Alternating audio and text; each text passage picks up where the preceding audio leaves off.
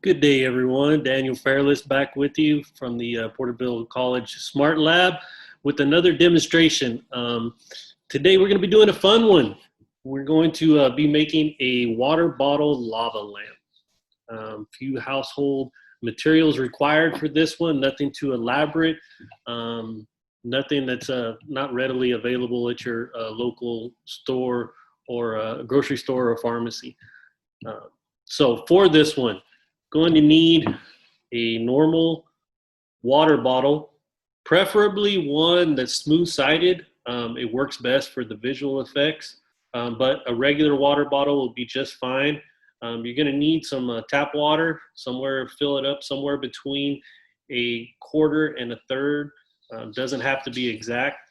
So we have our water bottle. We're going to need some regular cooking oil. Some canola oil is just fine.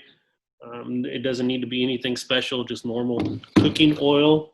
We're going to need some food coloring of whatever preference you have. And we're also going to use some Alka-Seltzer tablets. This is a generic version, but basically I got these at Rite Aid. But just some antacid tablets. And just to be a little bit neater, I have a kitchen funnel here, but that's not necessary. If you can pour carefully, you don't need the funnel, but for the sake of the video, I'm going to use this one. So we're gonna tilt this down just a little bit so you can see, move our camera back just slightly. So I'll put my funnel here in the top. We're gonna take our cooking oil. We have our bottle of water already, and we're going to fill it the rest of the way up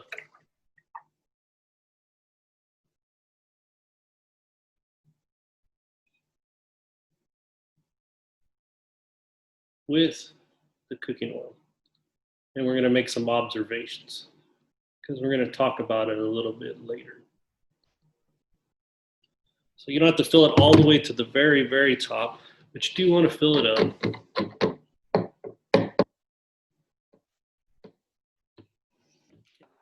All that oil in there. The next thing we're going to do while we're letting this settle just a bit is we're going to select our food coloring. Pick any color you like, doesn't matter. Particular one, I think I'm going to use the blue. But as I said, any color that you like will be just fine. So as you can see, we have a different line of delineation between our water and our oil. They don't mix readily. We'll talk about that here in greater depth in just a minute. But what we're going to do now is we're going to take our food coloring. We're going to be careful because very messy if you get it on you, on your clothes. So we're going to drop somewhere around 10 to 12, maybe even 15 drops of food coloring in there. As you can see, the food coloring sticks together. It doesn't mix with the oil.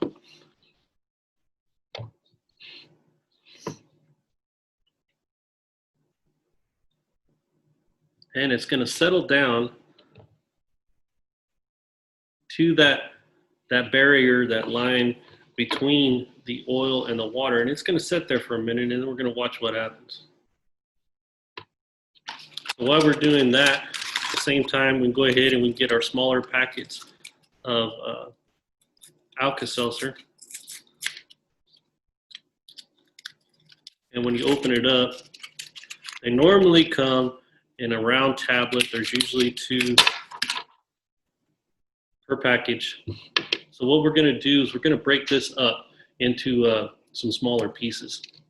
Make it a little easier for our reaction to happen. It doesn't have to be super small, just some smaller pieces.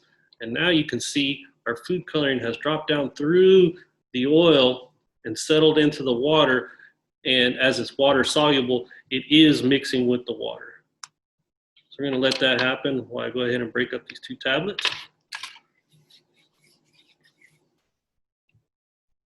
So you can see our globules of food coloring have settle down through that layer. They're down here in the bottom.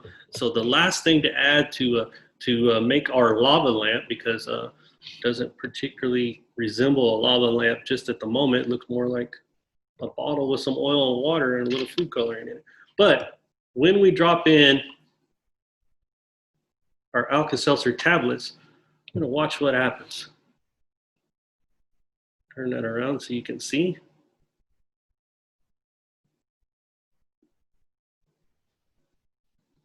So you can see the tablet fizzing there on the side, popping up. Go ahead and drop a little bit more. Drop a few more pieces in here. Keep this process going.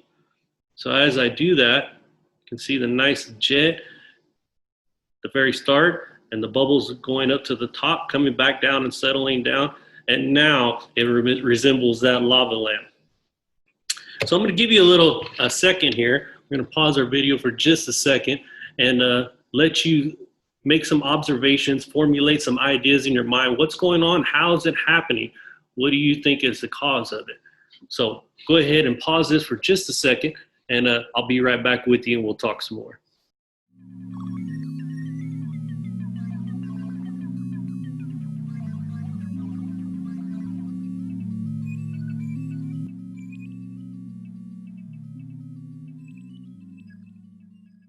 All right, so now that you've had a chance to think in your own mind about what you saw, what happened, what transpired, we'll go ahead and talk about what's going on.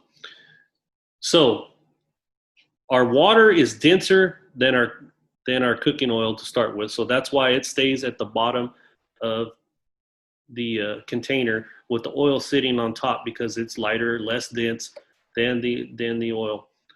Also, the food coloring, as it's water-based and water-soluble, does the same thing. It comes down. It takes a minute for it to break that layer between the oil and the water, but it eventually does and mixes rather nicely in the bottle. As you can see, I have a different one that in a smaller bottle, so I told you any bottle will work. But after it's set for a while and the reaction stopped, you have a really clear line between your food coloring and your oil. Make sure also to save your lid, because this is a repeatable experiment as many times as you like. All you need are the Alka-Seltzer tablets, which serve as a catalyst. So what are those tablets doing?